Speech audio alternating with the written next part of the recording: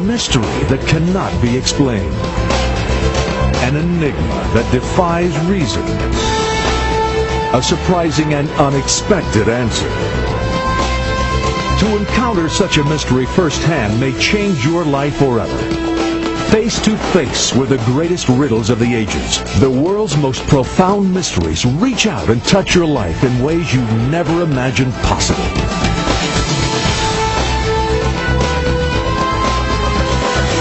Extreme Mysteries. For hundreds, no thousands of years, kings and generals, historians and archaeologists, architects and mathematicians have argued over who and how the Great Pyramids were built. Is it possible the answer can be found not in some ancient Egyptian tomb, but in an amazing tourist attraction in modern-day Florida called the Coral Castle? Barely 5 feet tall and weighing slightly less than 100 pounds, a man by the name of Edward Leedskalnin seems to have accomplished the Herculean feat of quarrying, cutting, moving, and raising 1,100 tons of coral rock using only simple tools. Could he have done it by himself? Is it possible that one man, a small man at that, could cut, quarry, and move these massive coral stones by himself? Could it be there is some secret of levitation or anti-gravity known to ancient builders that was rediscovered by Edward Leedskalnin? How could one man cut and set this 9-ton coral gate so precisely that even today a child can move it with one finger? The answer will amaze you. Coral Castle is perhaps America's most intriguing mystery. Like the Great Pyramids of Egypt, it shouldn't be there. But there it is, welcoming visitors every day into its unusual confines and its unbelievable history. Ed Leedskalnin said he knew the secrets of how the pyramids of Egypt were built, and I believe his claim was accurate. Did Leedskalnin somehow stumble onto some mechanism known only to ancient architects and use that knowledge to float enormous coral stones into place? Leedskalnin apparently devoted his entire life to this project. Was it a labor of love? Why did he always work alone and at night? What was the great discovery he worked so hard to protect? The epicenter of Coral Castle's mystery is Ed Leedskalnin himself. Who was he? Why did he leave Latvia? And how did he finally end up so far away in Florida? And is there evidence that the story Leedskalnin told visitors about himself and the castle was less than the entire truth? Ed Leedskalnin was born in Latvia in the year of 1887. There he trained as a cleric and also as a stonemason. In 1912, at the age of 26, he was engaged to his 16-year-old girlfriend Agnes Scoff. The day before the wedding, she decided to call the wedding off, telling Ed that he was poor to marry her. Crushed by this sudden rejection, Ed left Latvia that year, and eventually he wound up in Florida.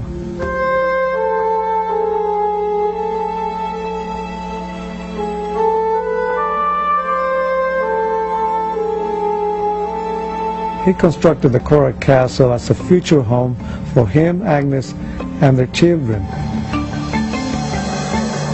We, please believe it or not, called this Feast of Love table the world's largest Valentine.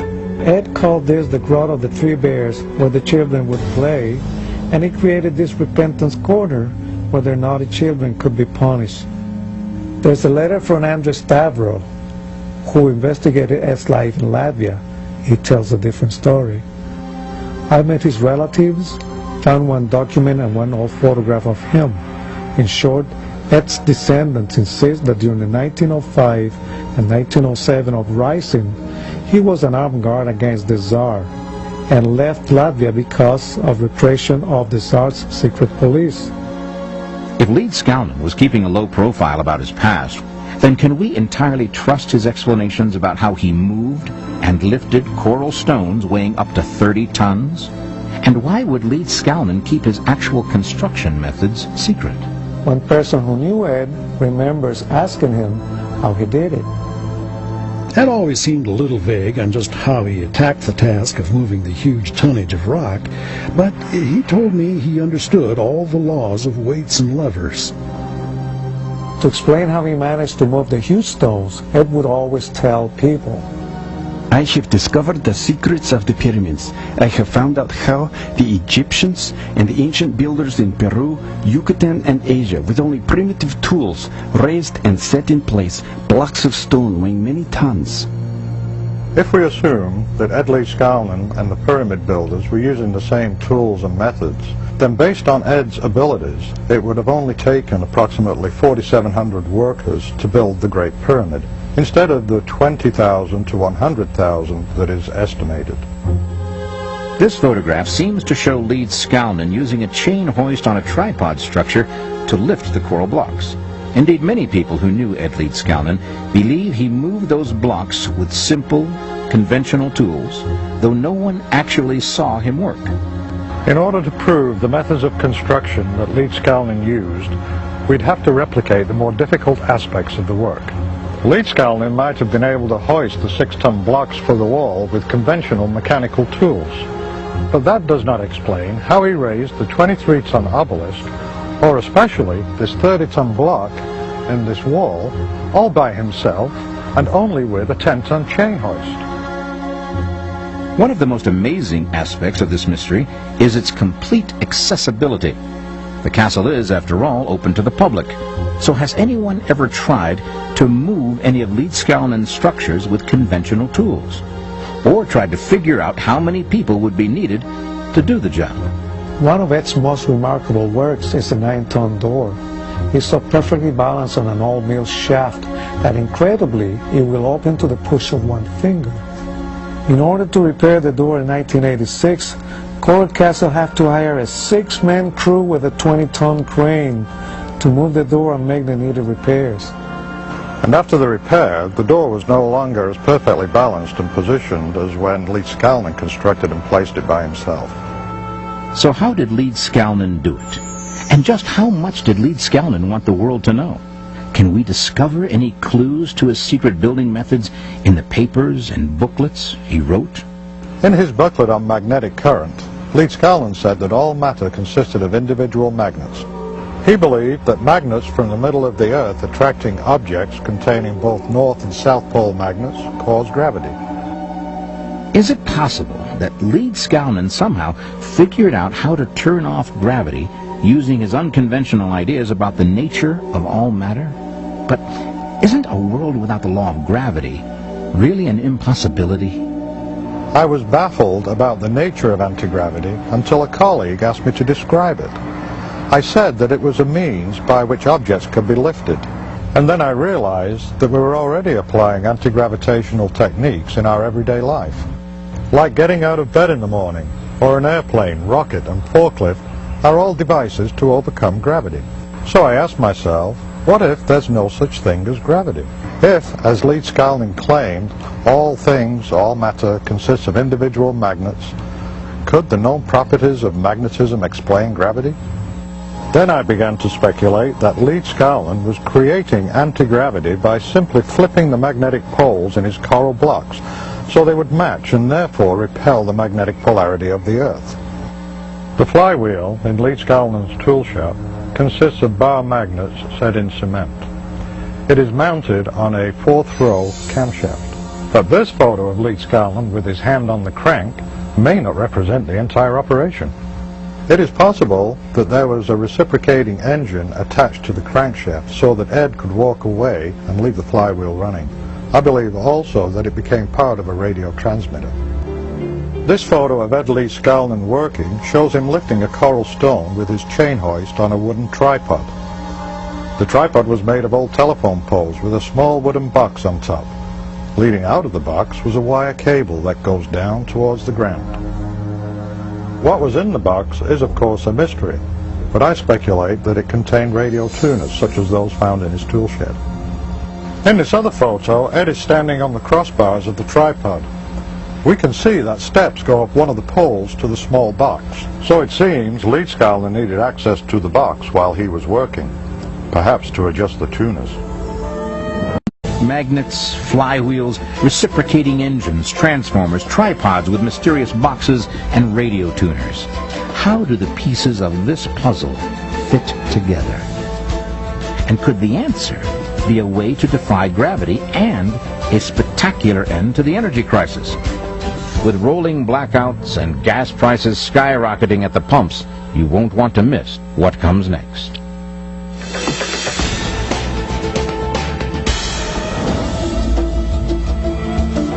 According to reports, whenever someone came up to the castle and rang the correct number of times to gain entrance, leedskalnin would cover up his tools before coming out to talk to the person.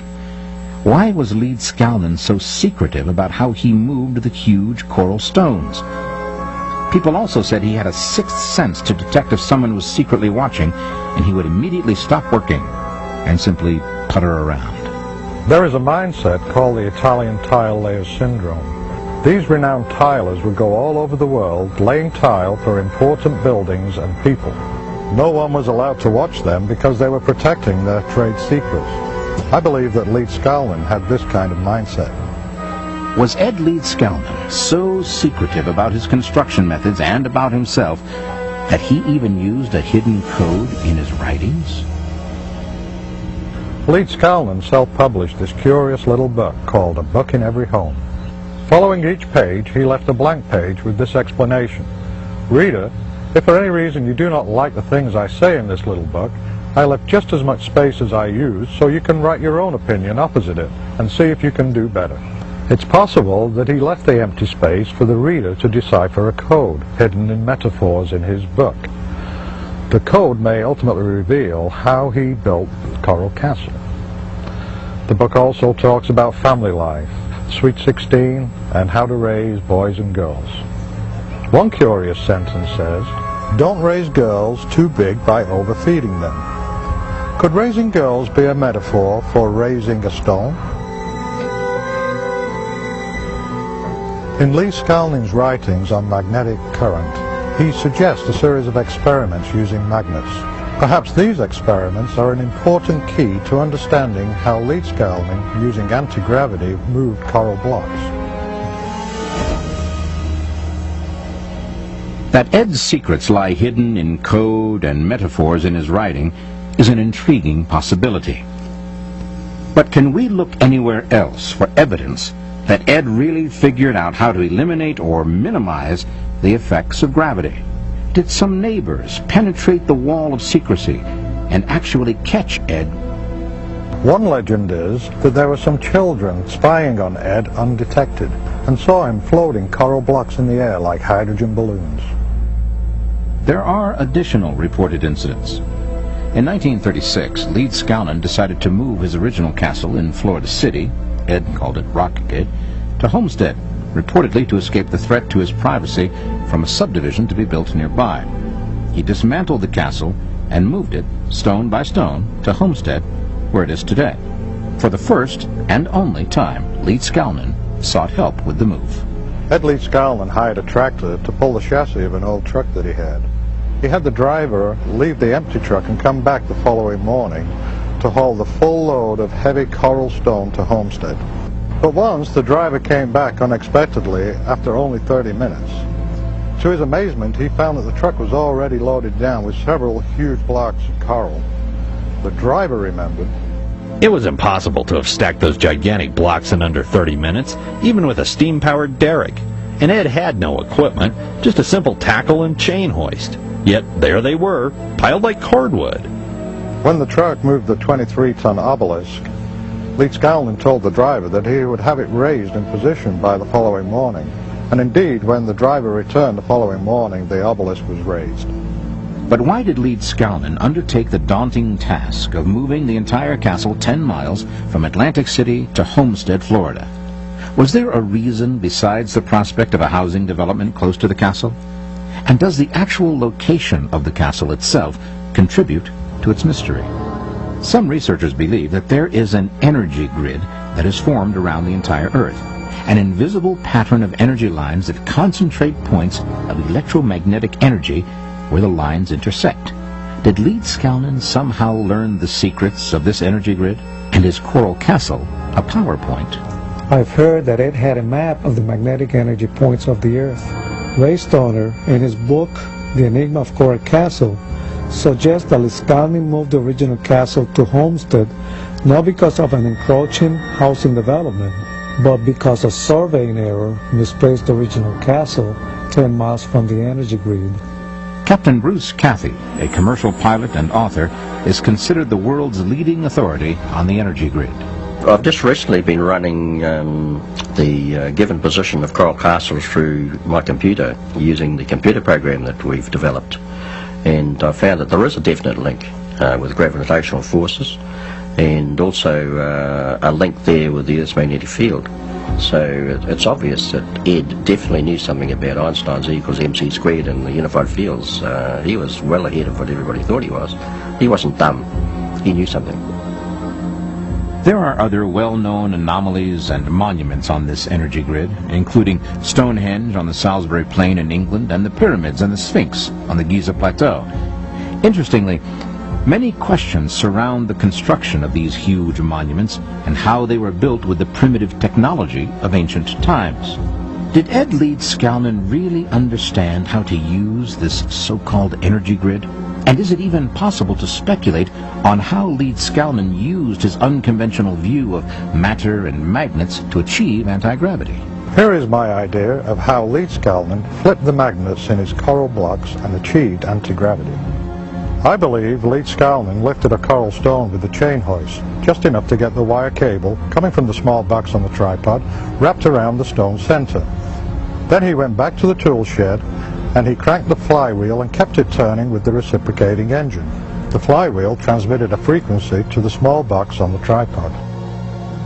The tuners in the box converted the frequency into an electromagnetic field around the coral block, thus flipping the magnetic pole in the coral and neutralizing its weight. As yet, there is no working model based on my theory on how Leedskalnin easily moved his stones, but the day when that can be demonstrated is close.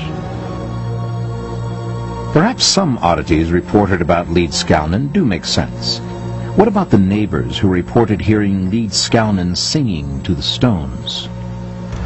The singing they heard might very well have been the sounds of frequencies coming from the flywheel and the box on top of the tripod as he moved huge blocks. There are a number of tantalizing clues. For example, here in Ed's tool shed are bottles wound with copper wire and a variety of radio tuners. What could be the significance of these objects? I believe Leedskalnin was experimenting to find the frequencies that would work to flip the magnets in the block, and perhaps each block had a different resonant frequency. If all of this, or if any of this is possible, perhaps even some of the structures constructed by Ed Leedskalnin at Coral Castle take on a new significance. For example, isn't it going just a bit far to create a separate room for the punishment of children you don't know if you'll ever have? I discovered that Ed's repentance corner is like a dead sound chamber, where perhaps he listened to different frequencies on his radio tuners. Ed Leedskalnin's construction of Coral Castle seems to elude any explanation based on known science and conventional tools. But what if we open our minds just a little bit? What if it really is possible to eliminate or greatly lessen the effect of gravity? What would the world look and be like with a new science and Ed Leedskalnin's tools? Could it help explain some mysteries from our past? Leedskalnin would appreciate that I'm here at the Florida table, cut into the shape of the state of Florida. He envisioned sitting here with the governor of Florida, along with the legislature, sitting in the rocking chairs discussing important matters. If anti-gravity is the answer to Leedskalnin's construction of Coral Castle, it will be possible to finally know how Stonehenge, the Sphinx, and the Great Pyramid, and other ancient monuments were constructed, all unexplained by the primitive technology of their times. My research shows that the Great Pyramid was a geomechanical power plant that responded sympathetically with the Earth's vibrations, converting that energy into electricity. The Egyptians used the same principles of anti-gravity that Ed Leedskalnin understood and created an unlimited source of clean energy. The Great Pyramid and other ancient monuments were constructed, all unexplained by the primitive technology of their times. My research shows that the Great Pyramid was a geomechanical power plant that responded sympathetically with the Earth's vibrations, converting that energy into electricity. The Egyptians used the same principles of anti-gravity that Ed Leedskalnin understood and created an unlimited source of clean energy. Could we be talking about an end to the current energy crisis? And an end to rapidly escalating gas prices at the pump? And electric rates at home? Can we stop building costly new power generating plants? There is a small group of scientists in the world that have all this knowledge, and they're using it. We're told in recent days that there's an energy crisis. They're having problems with creating new energy sources. Well, that's not true. The whole of the gravity field is energy, and it'll never run out. Now, all these new energy systems, all you'll have in a house will be an antenna on the roof, a small box full of electrical circuits hanging on the wall somewhere or in a cupboard, and you've got free power. That's all you need. This was done way back in 1931 by Tesla, Nikola Tesla. He took the motor out of a Pierce Arrow car, put one of his electric motors in it, ran a car with the same method. He had approximately about 6 foot of aerial sticking out the back of the car. He had a small box under the dashboard full of electric circuits and a few valves, and he was getting 90 miles an hour out of the thing. Now, I think we can boil this all down to saying that we could have a future with a world with unlimited energy available and with no pollution. And to think now, a man like Ed Leedskalnin, just a small guy like he was, 5 foot tall, and he knew the secrets of anti-gravity. Now, how did he do it? If he can do it, and otherwise fairly uneducated, what would happen if they taught this in our universities? If the dream of a pollution-free world seems like nothing more than a wild fantasy, consider this. A group calling themselves the International Tesla Electric Company is today offering people free electricity to be generated on their own property by a new type of generator that uses the power of magnets. But how did Ed Leedskalnin, a man with only a 4th grade education, come to understand the most complex secrets of the universe?